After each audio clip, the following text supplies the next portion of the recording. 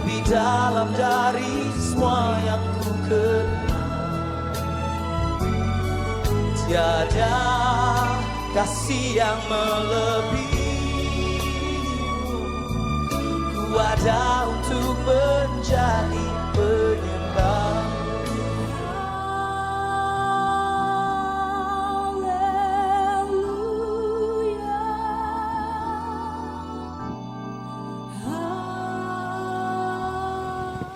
Selamat berjumpa Bapak Ibu Saudara. Kita akan beribadah, kita akan memuji nama Tuhan, kita akan tinggikan Allah kita. Sebelumnya kita akan bersama-sama berdoa. Mari kita berdoa. Bapa Surgawi, kami mengucap syukur kepadamu. Engkau Allah kami yang mengasihi kami, Engkau Allah kami yang memimpin kami, bahkan Engkau Allah kami yang memberkati kami. Bapa, kami akan memuji memuliakan nama-Mu dalam ibadah kami. Berkati kami ya Bapa. Pimpin kami untuk meninggikan Engkau. Pimpin kami untuk bersama-sama bersukacita di dalam ibadah ini. Berkati kami, berkati pelayan-Mu. Berkati kami semua Tuhan yang mengikuti ibadah ini. Jalannya ibadah ini kami serahkan ke dalam tangan-Mu. Engkau yang memimpin Bapa. Kami menyerahkan semua ke dalam tangan-Mu. Hanya di dalam nama Tuhan Yesus kami berdoa dan mengucap syukur. Amin.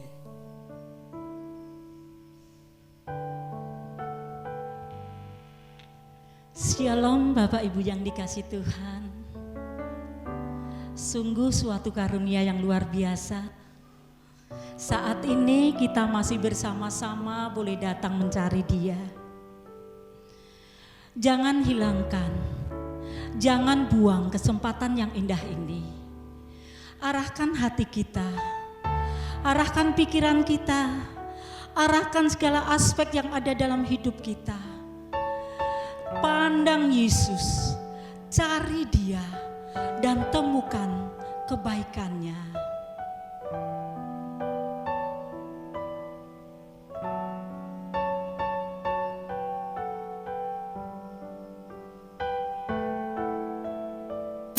Kita katakan bersama-sama, ku cari wajah-Mu, temukan kasih-Mu. Kau bukan Tuhan yang jauh dariku.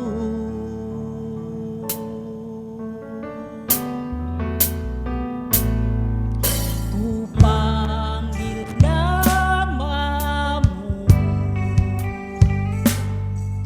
ku dengar jawab-Mu. Kau Tuhan yang selalu dengar seruan hatiku. Sungguh indah Kau Tuhan, penuh kasih dan sayang. Kau tempat penghiburan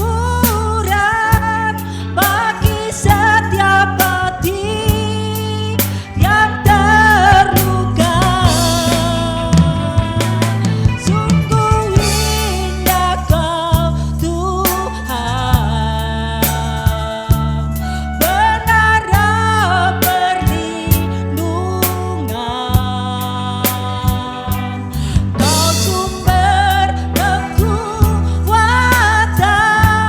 bagi semua orang yang membutuhkan.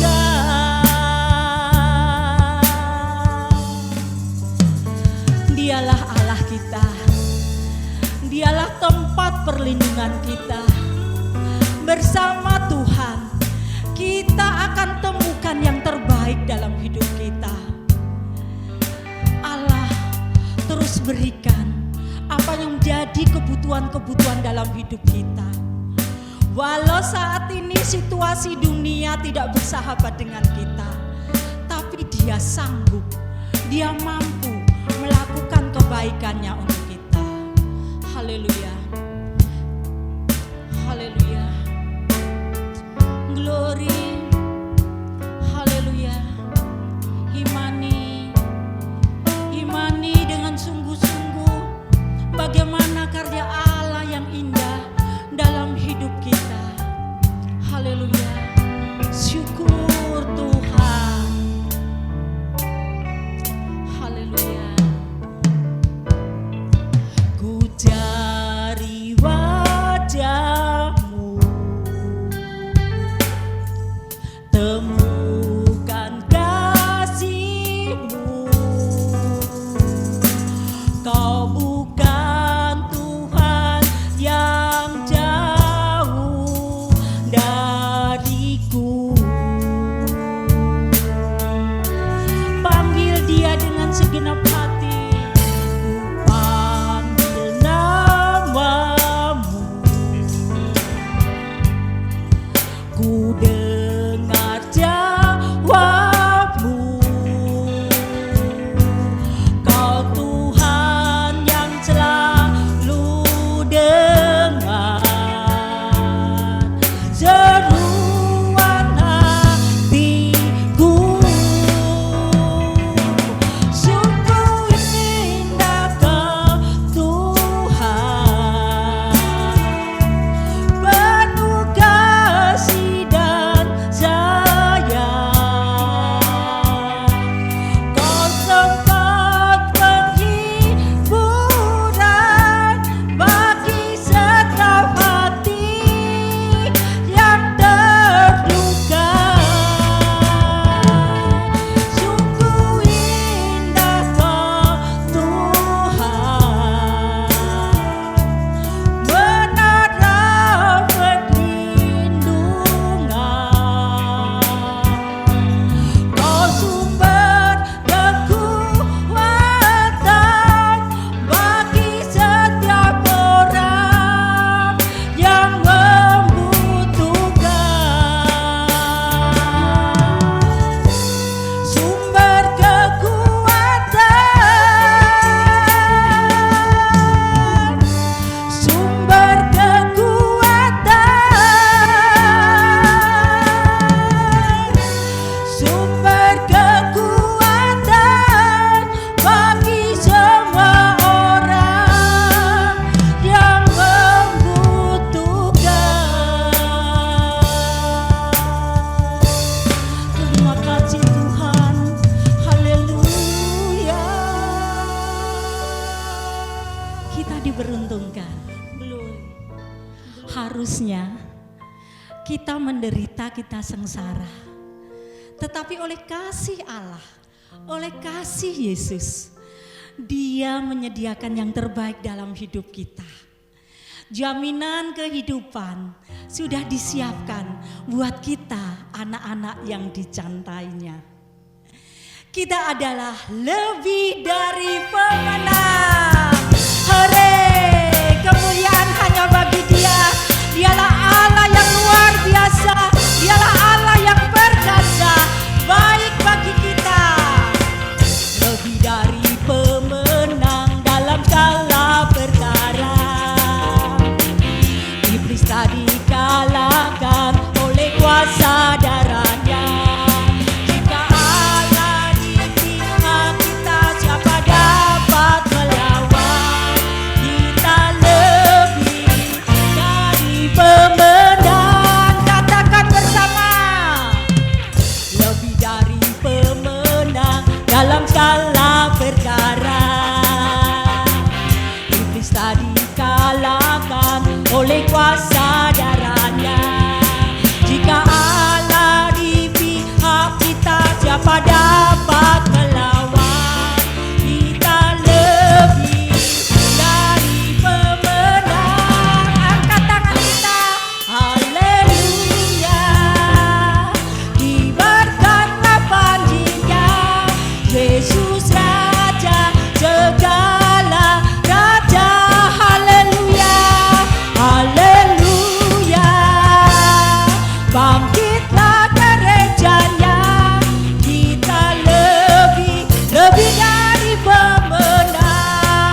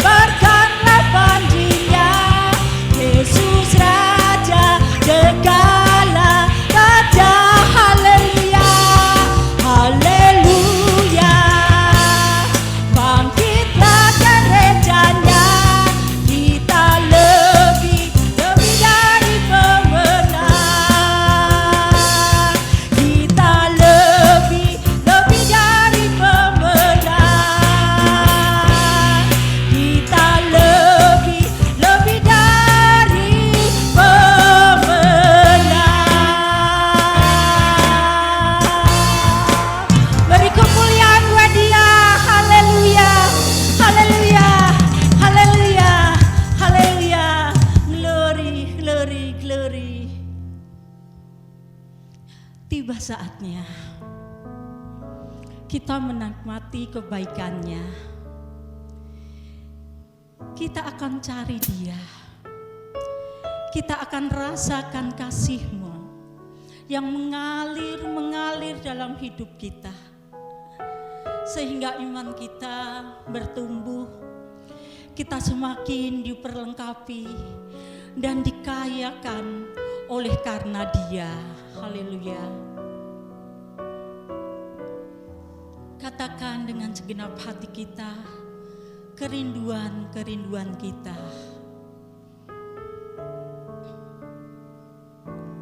Seperti rusa yang haus, rindu aliran sungai-Mu.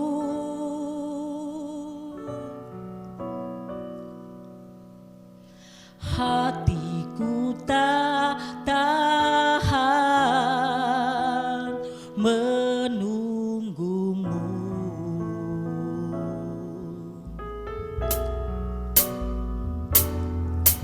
Bagai tanah gersam menanti datangnya hujan.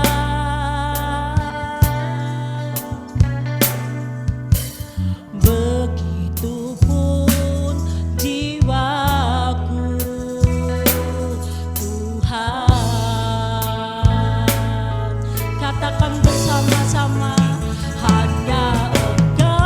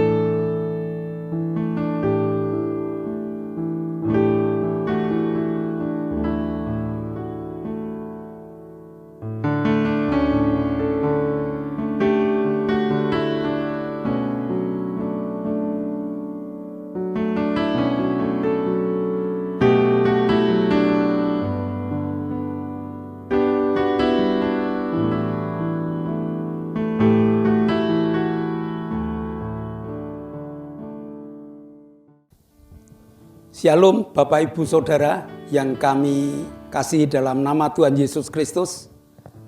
Mari kita satukan hati untuk mendengar firman Tuhan dalam ibadah online sore hari ini. Kita telah bersama-sama memuji dan memuliakan nama Tuhan, dan tibalah saatnya kita akan bersama-sama mengikuti firman Tuhan. Mari kita tunduk kepala, kita akan berdoa. Bapa, kami mengucap syukur atas segala berkat yang Tuhan limpahkan pada kami, yaitu berkat kesehatan pemberian-Mu, sehingga kami dapat menyatukan hati untuk beribadah bersama. Kami siapkan hati kami agar kami dapat menikmati berkat firman-Mu. Kirim kuasa Roh Kudus-Mu agar dapat menerjemahkan ayat demi ayat yang kami pelajari. Terima kasih Bapa, hamba-Mu siap untuk mewartakannya. Dalam nama Yesus kami telah berdoa dan mengucap syukur. Amin. Bapak Ibu, mari kita belajar sejarah yang menyatakan bahwa Allah itu sangat mengasihi kita. Allah itu sangat perhatian kepada anak-anaknya. Kita akan melihat sejak manusia jatuh dalam dosa, Allah telah siapkan cara untuk penyelamatan manusia. Walaupun sudah diusir dari Taman Firdaus, tapi kasih Allah tetap menyertai manusia. Sehingga Allah membuat tata aturan agar manusia dapat menjumpainya dan merasakan kasih-Nya. Mari kita pelajari cara untuk menjumpai Allah dan merasakan kasih-Nya. Kita awali Adam dan Hawa jatuh dalam dosa, lalu muncullah Kain dan Habil. Habil yang dipilih untuk melanjutkan generasinya, tetapi kenyataannya manusia kacau balau. Muncullah Nuh, muncullah Abraham, dan dari Abraham muncul Yakub, dari Yakub muncul Yusuf yang dipilih oleh Allah. Walaupun Yusuf harus jatuh bangun, Yusuf harus dibawa ke Mesir, tetapi Allah punya cerita, Allah punya sejarah. Disitulah Allah kepingin membuat generasi baru yang dibawa nantinya kepada rumput yang hijau dan kepada negeri yang mengalir susu dan madu. Nah, jadi dari 12 suku Israel ini yang dibuang ke Mesir, membangun kota-kota di Mesir, hidup sebagai budak belian, tetapi Allah memilih Musa, memilih Harun untuk membawa bangsa Israel keluar dari Mesir. Melalui Musa, Tuhan memberikan hukum yang dikenal dengan Taurat. Nah, dari Taurat ada yang perlu kita baca hari ini, Imamat 23 ayat 43 dan 44. Supaya diketahui oleh keturunanmu bahwa aku telah menyuruh orang Israel tinggal di dalam pondok-pondok selama aku menuntun mereka sesudah keluar dari tanah Mesir. Akulah Tuhan Allahmu. Demikianlah Musa menyampaikan kepada orang Israel firman-Nya tentang hari-hari raya yang ditetapkan Tuhan. Bangsa Israel diwajibkan untuk merayakan hari raya Pondok Daun. Pondok Daun merupakan sukacita masa panen. Dan hari raya Pondok Daun ini merupakan ungkapan ucapan terima kasih karena bangsa Israel yang dari Mesir dilepaskan dari perbudakan, dibimbing oleh Tuhan melalui padang gurun, namun pemeliharaan Tuhan luar biasa. Hari raya Pondok Daun hari penuh sukacita, karena mereka membawa hasil panennya ke Yerusalem. Lalu mereka berpesta 7 hari 7 malam. Hari ini kita belajar ingin bertemu Allah dan menikmati berkat-Nya. Mari kita simak Yohanes 7 ayat 1 sampai dengan 6. Sesudah itu Yesus berjalan keliling Galilea, sebab ia tidak mau menetap tinggal di Yudea, karena di sana orang-orang Yahudi berusaha untuk membunuhnya. Ketika itu sudah dekat hari raya orang Yahudi, yaitu hari raya Pondok Daun. Maka kata saudara-saudara Yesus kepadanya, berangkatlah dari sini dan pergi ke Yudea, supaya murid-muridmu juga melihat perbuatan-perbuatan yang engkau lakukan. Sebab tidak seorang pun berbuat sesuatu di tempat tersembunyi, jika ia mau diakui di muka umum. Jikalau engkau berbuat hal-hal yang demikian, tampaklah dirimu kepada dunia. Sebab saudara-saudaranya sendiri pun tidak percaya kepada dia. Maka jawab Yesus kepada mereka, waktuku belum tiba. Tetapi bagi kamu selalu ada waktu. Dalam Yohanes 7 ini kita melihat bahwa di dalam perayaan Pondok Daun ada perbedaan sudut pandang. Sudut pandang manusia dan sudut pandang Allah yang diwakili oleh pribadi Yesus. Ada waktu. Memang mereka kepingin untuk menjadikan Yesus sebagai raja orang-orang Yahudi. Tetapi Yesus tidak mau. Ya. Kenapa? Karena Yesus bukan raja duniawi ini. Melainkan Yesus adalah raja di atas segala raja yang berada di surga sana. Nah, dalam Yohanes 7 ayat 1, tokoh-tokoh Yahudi, ahli Taurat, Farisi, Saduki ingin membunuh Yesus. Sedangkan rakyat kecil pro Yesus. Kenapa? Karena Yesus suka berbuat mujizat. Mengapa tokoh-tokoh besar kepingin melenyapkan Yesus? Karena tokoh-tokoh besar itu disentil dengan Yesus. Karena kesombongannya.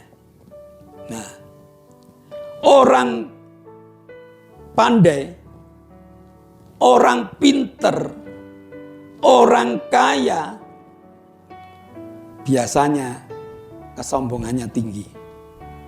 Hati-hati Bapak Ibu, bukan semua orang kaya, bukan semua orang pinter, bukan semua orang pandai itu sombong.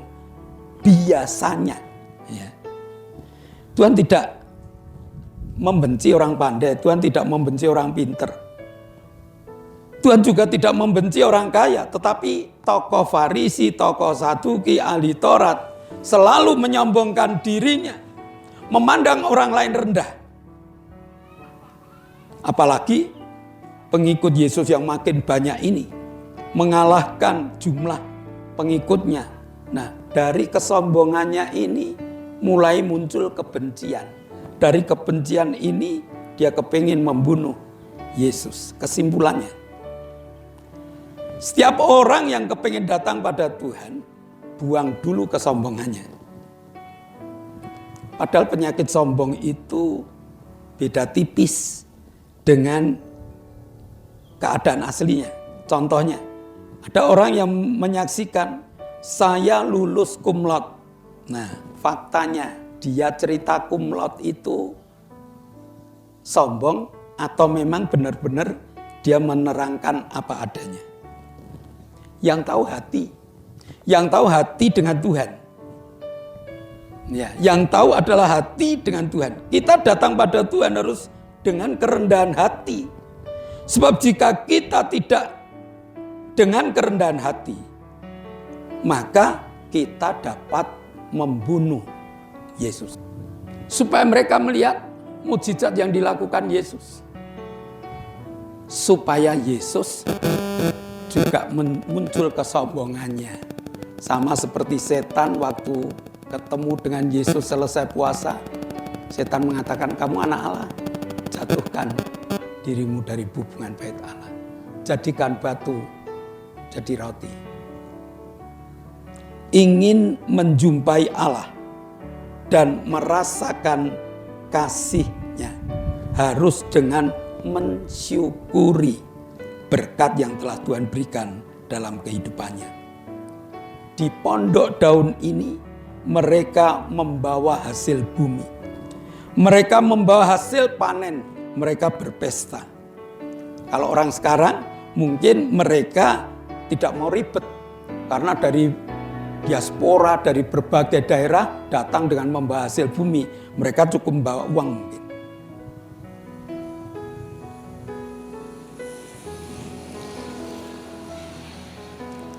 Dengan membawa uang selesai. Tetapi zaman dulu untuk mensyukuri itu dengan tenaga, dengan biaya, dengan segala macam cara mereka lakukan. Nah, intinya jika ingin ketemu Tuhan, kita harus membangun suasana pesta. Suasana pesta itu bagaimana?